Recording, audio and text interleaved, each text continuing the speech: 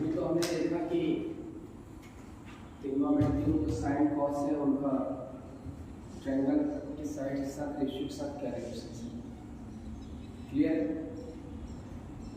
अभी हमको ये देखना है कि sine cos tan cos sec cosec के स्पेसिफिक वैल्यू मतलब 0 डिग्री की वैल्यू क्या होती है, 30 डिग्री की वैल्यू क्या होती है, 45 डिग्री की वैल्यू क्या होती है, 60 डिग्री की वैल्यू क्या होती है और 90 डिग्री की वैल्यू क्या होती है। राइट? तो आपको एक फॉर्मूला मिल जाता है कि जैसे साइन 0 डिग्री पे 0 होता है, 30 डिग्री पे 1/2 होता है, 45 डिग्री पे 1/2 होता है और 60 डिग्री पे √3 होता है। मैंने एक चीज आपको हमेशा बताया था कि जैसे यहाँ पे क्या होता है कि साइन का रेसिप्रोकल होता है किसके साथ, कॉस के साथ। टेन का किसके साथ रेसिप्रोकल होता है इसमें, कॉट के साथ। और सेक के किसके साथ होता है, कॉसेक के साथ। मतलब जो साइन की 0 डिग्री की वैल्यू होगा वही कॉस के 90 का होगा। देख रहे हैं? जो साइन की 0 होगा कॉस का मतलब कहने का सेंस इसको उठा के ऐसे पलट दो। जो साइन की 0 का होगा कॉस के 90 का होगा, जो साइन के 30 का होगा कॉस के 60 का होगा और 45 में दोनों बराबर हो जाते हैं। जो इसके 60 का होगा उसके 30 का होगा, जो उसके 90 का उसके 0 का होगा। तो इस सेंस में रेसिप्रोकल होते हैं। लेकिन साइड के रेशियो के सेंस में साइन का रेसिप्रोकल कौन होता है, कॉसेक होता है। इस चीज को ध्यान रखना। ठीक है? अगर अभी हम 30 डिग्री और 60 डिग्री की बात कर रहे हैं, 30 डिग्री 60 डिग्री की, फिर बात करेंगे 45 डिग्री की, 0 डिग्री को 90 डिग्री पे कैसे किसी की रेशियो पे क्या रेशियो वैल्यू आता है। क्लियर? अगर मैं आपसे कहता हूं कि साइन के 30 डिग्री के वैल्यू 1/2 क्यों होता है, जैसे आपको याद करना पड़ेगा कि साइन 30 डिग्री कितना होता है, 1/2। लेकिन अगर मैं आपसे पूछूं कि साइन के 30 डिग्री का वैल्यू 1/2 क्यों होता है, सपोज दैट आपके माइंड से स्किप हो गया कि यार साइन के 30 डिग्री का वैल्यू 1/2 होता है कि कॉस के 30 डिग्री का वैल्यू 1/2 होता है, क्योंकि जो साइन का 30 होगा वो कॉस का 60 होगा और जो साइन का 60 होगा वो कॉस का 30 होगा। अच्छा, जो साइन का 30 होता है कॉस का 60 क्यों होता है, ये आप आगे पढ़ोगे क्यों होता है। क्योंकि जब हम साइन कॉस में चेंज होता है, जब हम 90 - 30 करते हैं तो जाके आगे उसमें चेंज हो जाता है। और नेक्स्ट चैप्टर में मैं भी इस साल आपके चैप्टर से स्किप भी हो सकता है, हो गया है सर, अगर जरूरत पड़ेगी मैं बताऊंगा, लेकिन आपको इस समझने की बात है। सपोज हमें इक्विलैटरल ट्रायंगल लेते हैं। इक्विलैटरल ट्रायंगल में क्या होता है, सारे साइड्स इक्वल होते हैं और सारे एंगल इक्वल होते हैं। अगर किसी ट्रायंगल के सारे एंगल इक्वल होते हैं तो उसके ईच एंगल की वैल्यू क्या होगी, किसी ट्रायंगल के सारे एंगल इक्वल होते हैं तो उसके ईच एंगल की वैल्यू 60 डिग्री होगी। अगर सारे एंगल इक्वल होते हैं या इस बात हम जानते हैं, किसी भी ट्रायंगल के इंटीरियर एंगल का सम 180 डिग्री होता है, सारे एंगल इक्वल है, तो x + x + x = 180 डिग्री आपको, तो 3x = 180 डिग्री, तो x = 60 डिग्री। तो इस तरीके से हम कर सकते हैं कि इक्विलैटरल ट्रायंगल के सारे एंगल का सम कितना होता है, ईच एंगल कितना होता है, 60 डिग्री का होता है। तो ये हमारा इक्विलैटरल ट्रायंगल है ABC। क्लियर? हमने इसको परपेंडिकुलर बाइसेक्ट किया तो उसको बराबर भागों में बांट दिया, इससे एंगल A भी 60 है, एंगल C भी 60 है, एंगल B भी 60 है। जब हमने परपेंडिकुलर बाइसेक्ट किया है तो इसको बराबर भागों में बांट दिया तो 30 ये भी हो जाएगा, 30 ये भी हो जाएगा और परपेंडिकुलर है इसलिए आपके 90 बनेगा। राइट? जब ये 60 है, ये 30 है तो कितना होगा, 90 ही होगा, क्योंकि ये भी तो ट्रायंगल बन गया। किसी भी ट्रायंगल के तीनों एंगलों का एंगल का सम कितना होता है, 180 होता है।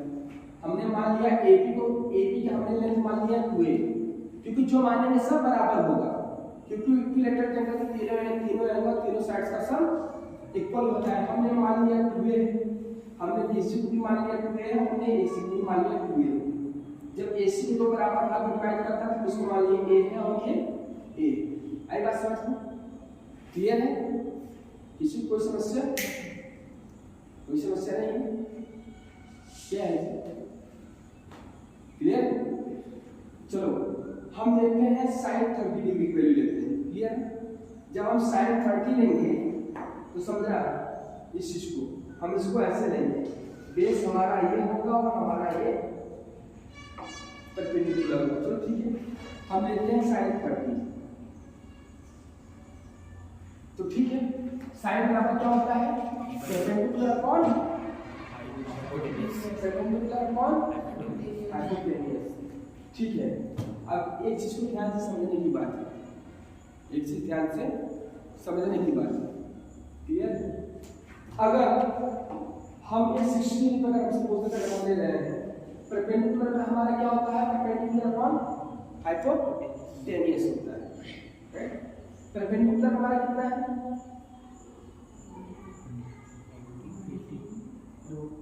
परपेंडिकुलर हमारा कितना है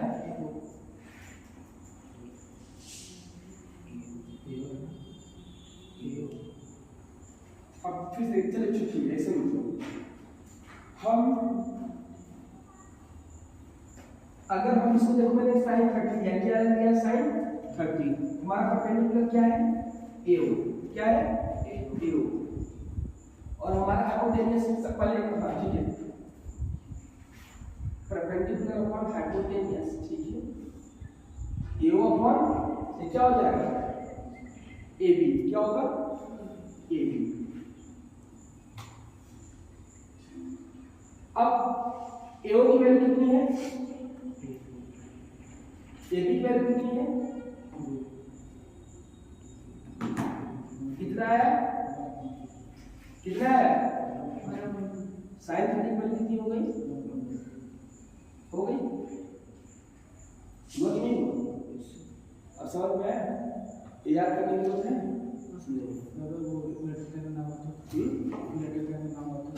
हमें इक्विलेटरल ट्रायंगल लेना है। अब वो देखो उसके लिए जब टिपिकल चीजें आती है ना, जब तुम जाओगे अभी तो इस साल से बहुत चीज की पढ़िया, एक टेबल आता है जब तुम 11th 12th की ट्रिग्नोमेट्री में जाओगे तो पीछे मैथमेटिक्स में या पुरानी बुक लेके जाके देखो तो पीछे टेबल रहता है। एंड ये अभी से हम स्टैंडर्ड पर फोकस कर रहे हैं।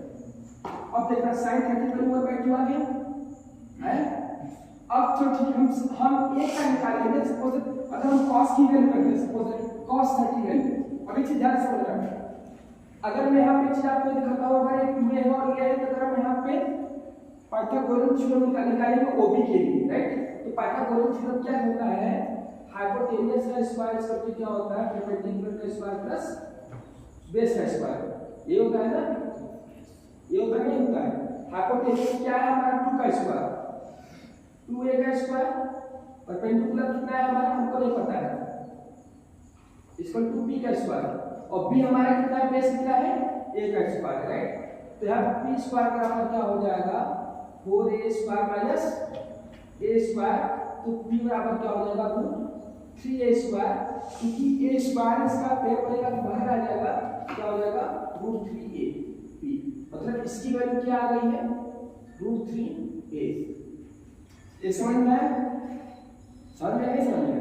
अब चलो ठीक है, अगर यहीं हम cos 30 की वैल्यू निकाल देते हैं, इसकी वैल्यू निकाल देते हैं cos 30,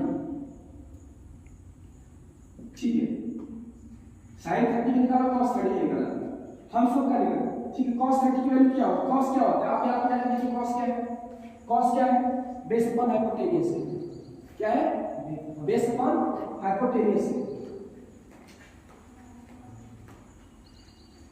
बेस अपॉन हाइपोटेन्यूज। चलो ठीक है, cos 30 देखो ये आपका cos 30 है, बेस क्या हो जाएगा आपका OB, क्या हो गया बेस अपॉन हाइपोटेन्यूज से क्या हो गया OB अपॉन OA, यही होगा, ये होगा ना। OB की वैल्यू क्या है √3a और OA की वैल्यू क्या है a, हम सिर्फ OA ले रहे हैं, AC नहीं ले रहे, कैंसिल हो गया, हाइपोटेन्यूज तो AB होगा, अच्छा hypotenuse sorry 2a,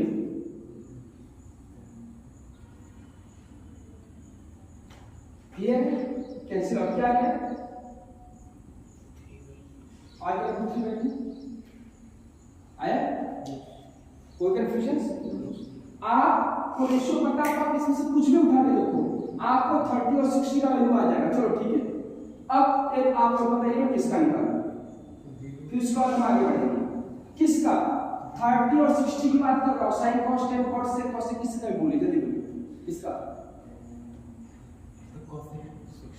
cos sec 60, चलिए देखिए आप कॉसेक क्या होता है हाइपोटेनस अपॉन परपेंडिकुलर। कॉसेक क्या होता है हाइपोटेनस अपॉन परपेंडिकुलर। ठीक है, हम क्या ले रहे हैं इस चीज को ध्यान से समझना। कॉसेक क्या ले रहे हैं 60। हम 60 लेंगे तो हमारा बेस बदल जाएगा और 30 लेंगे तो हमारा बेस बदल जाएगा, राइट। जब हम 60 ले रहे हैं तो क्या होगा 60 क्या हमारा कॉसेक क्या है हाइपोटेनस अपॉन परपेंडिकुलर। हाइपोटेनस क्या है 2a, परपेंडिकुलर क्या है √3a। क्या है √3a। a से a कैंसिल आउट, क्या है 2/√3। क्या है 2/√3, यही है। कोई समस्या, कोई समस्या नहीं, क्लियर है। आगे बढ़े, चलिए अब हम आते हैं 45 डिग्री पर। ठीक है, हम 45 डिग्री को अब इसको मैं इरेज कर दिया 45 डिग्री हो गया।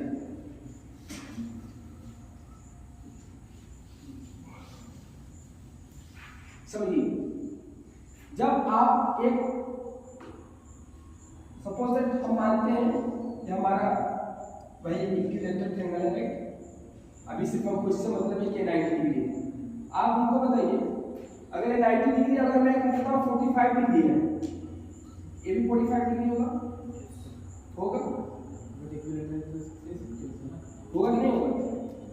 अगर आप लोगों ने ये चीज अगर आपको याद है, अगर आपने 9th में सही से पढ़ा है, अगर किसी ट्रायंगल की दो एंगल इक्वल होते हैं तो क्या अपोजिट साइड्स भी पड़े नहीं पड़े।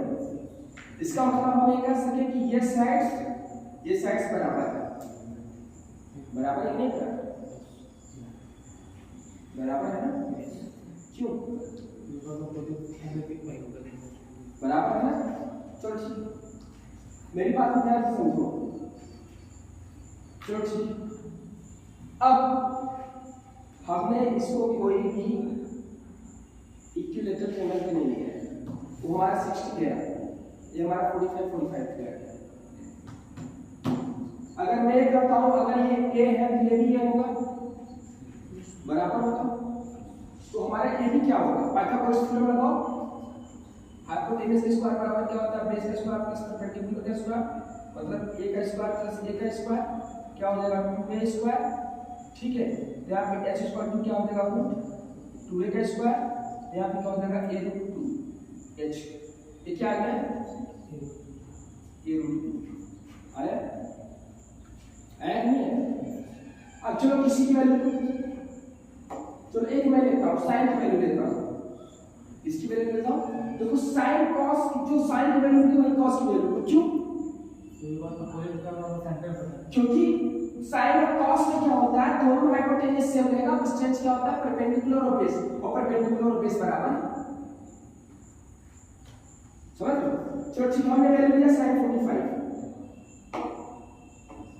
साइन क्या करता है perpendicular upon hypotenuse p upon h। Perpendicular कितना है हमारा AB और परपेंडिकुलर हमारा है OB और हाइपोटेनस क्या है AB। OB की वैल्यू क्या है a, इसकी वैल्यू क्या है a√2, a से कैंसिल आउट क्या है 1/2 आया। कोई कंफ्यूजन नहीं। चलिए अब एक आप लोग बोलिए जल्दी से इसकी है 10 30 60 क्या है 10 45, तो 10 45 10 इसका क्या होता है परपेंडिकुलर अपॉन बेस क्या होता है p/b मतलब OB/AO A/A क्या आ गया 1। क्लियर है, आगे बढ़ो। कोई समस्या नहीं। अब हम आते हैं 0 डिग्री, किस पे आते हैं 0। अब ध्यान से मेरी बात को समझिए। अब इसमें क्या होता है, ठीक है, जब 0 डिग्री मतलब जब a 0 हो जाए, जब अगर a 0 होगा तो क्या होगा जैसे जैसे इसकी वैल्यू कम होगी वैसे वैसे इसकी क्या होगा इसका लेंथ कम अगर ये 0 की ओर जाएगा मतलब जैसे जैसे इसकी एंगल बढ़ेगी तो ये क्या होगा, सपोज दैट ये एंगल है, हम जब ऐसे जाएंगे तो हॉरिजॉन्टल भी 0 होगा। जब हम ऐसे जैसे जाएंगे वैसे क्या होता है, इसकी साइड से होती डिक्रीज होती चली जाती है और एक समय इतनी डिक्रीज हो जाती है कि जो AC होता है AB के बराबर हो जाएगा। और ये जब 0 कब होगा, 0 कब होता है जब एक लाइन जब पूरी हॉरिजॉन्टल दूसरे पे फ्लैट हो जाए। 0 डिग्री होने पे क्या होता है कि AC की हाइट डिक्रीज होती है, AC साइड शॉर्टेड होते होते जाके AB पूरी तरीके से समझिएगा। अगर A 0 होगा, अगर A 0 होगा तो AC जाके AB हो जाएगा। अगर A स्मॉलर होता है तो देखो BC भी क्या होता है, घटता चला जाता है। ठीक है, अगर हम 15 डिग्री पे आ गए तो यहाँ पे आ गया 50 डिग्री, अगर मैं 50 डिग्री पे आया तो BC को यहीं तक पूरी 1 नहीं हुआ। तो इसका मतलब यहाँ पे आगे क्या हो जाएगा, तब वहां पे हमारा हाइपोटेनियस खत्म हो जाता है, AC हमारा क्या हो जाता है, नकड़ हो जाता है, हमारा सिर्फ क्या हो जाता है, सिर्फ AB हो जाता है। दिख रहा है। अगर हम यहाँ पे हमारा क्या होता है कि जो हमारा AC था और मिल गया AB में, AC इक्वल टू क्या हो गया, AB हो गया। अगर AC इक्वल टू AB हो गया और मैं यहाँ पे लेता हूँ sin 0, ठीक है, 0 की वैल्यू साइन की परपेंडिकुलर अपॉन हाइपोटेनियस, क्या हुआ, परपेंडिकुलर अपॉन हाइपोटेनियस। एक तरीके से अगर हम ये कहें कि ठीक है, अब परपेंडिकुलर हमारा क्या है,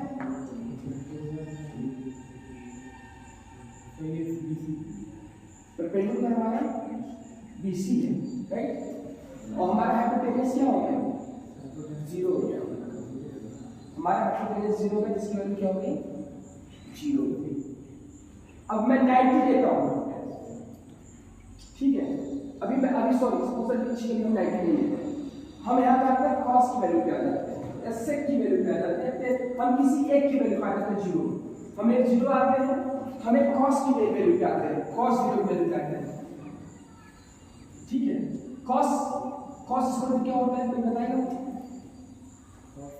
हमारा यहाँ पे क्या होता है, अच्छे से ध्यान समझिएगा, हमारा यहाँ पे h 0 हो जाता है और हमारा यहाँ पे b जो होता है p के इक्वल हो जाता है, हमारा हाइपोटेनियस 0 हो जाता है, हमारा b p के इक्वल हो जाता है। चलिए ठीक है, cos क्या होता है, b अपॉन h,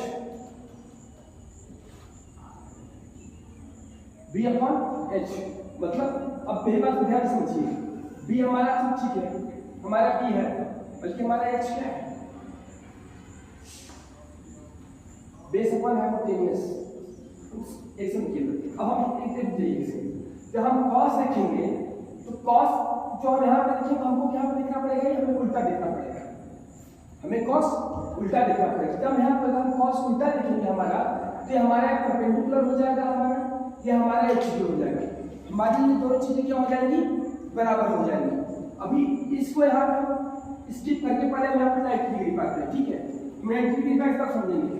जैसे अभी हमने ये क्या देखा, ये क्या होता है, धीरे धीरे जैसे हमारा होगा वैसे हमारा किसी डिक्रीज होता है। अब यहाँ पे क्या होगा, जो 90 डिग्री मतलब ये 90 डिग्री हो जाए, ये जैसे 90 डिग्री होगा तो क्या होगा, हमारा AC डिक्रीज होने लगेगा। जैसे A का एंगल बढ़ेगा, एंगल ये लार्जर होगा, हमारा एंगल C क्या होगा, कम होता चलेगा।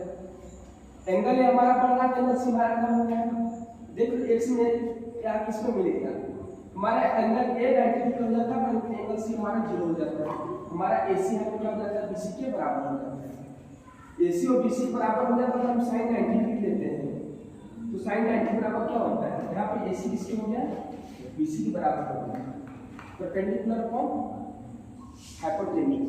ठीक है, परपेंडिकुलर हमारा क्या है, परपेंडिकुलर हमारा क्या है, BC, परपेंडिकुलर हमारा क्या है, BC। ठीक है, ये हमारा अब ध्यान समझिए, अगर ये हमारा 90 डिग्री हो गया, ये हमारा 90 डिग्री हो गया। अब जो हमारा ये था, देख लो, जो हमारा ये था यही हमारा क्या हो गया, ये हो गया, मतलब हमारा जो ये हमारा AC है वही हमारा क्या हो गया, BC हो गया। तो परपेंडिकुलर अगर हम यहाँ पे अगर हम हाइपोटेनियस करेंगे, हमारे यहाँ पे BC अपॉन AC होना चाहिए, बल्कि हमारा AC और BC दोनों बराबर है, दोनों को हम AC अपॉन AC मान लें।